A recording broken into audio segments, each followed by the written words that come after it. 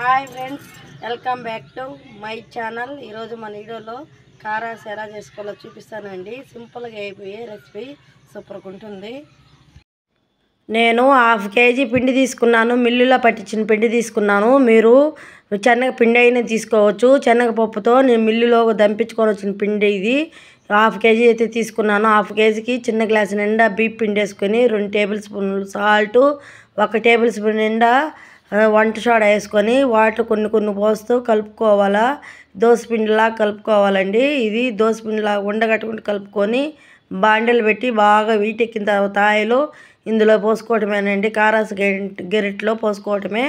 ఈ మెల్లిగా తిప్పుకోవాలి. గెరిట్లో పోసిన తర్వాత గెంటి ఇదిలి కొట్టడం కానీ అట్లా ఏం చేయకూడదు. మెల్లిగా తిప్పుకుంటే ముచ్చాలాగా పడతాయి. చాలా బాగుంటుందండి కారాస్ అనేది.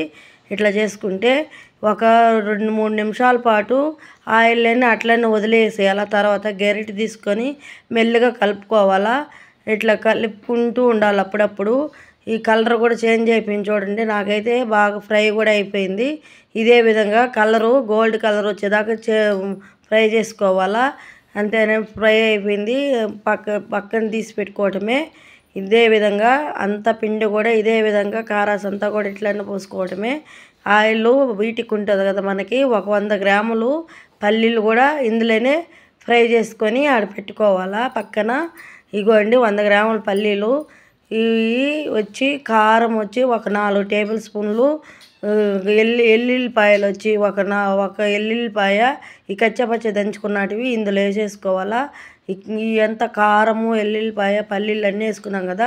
గరిటతో బాగా కలుపుకొని వీటికి పట్టేలాగా కరివేపాకు కూడా వేసుకోవచ్చండి. కానీ నేను వేయలేదు. చాలా బాగుంటుంది కారాసు. మీరు కూడా ఒకసారి ట్రై చేసి చూడండి. చాలా ఈజీగా అయిపోయే రెసిపీ అండి.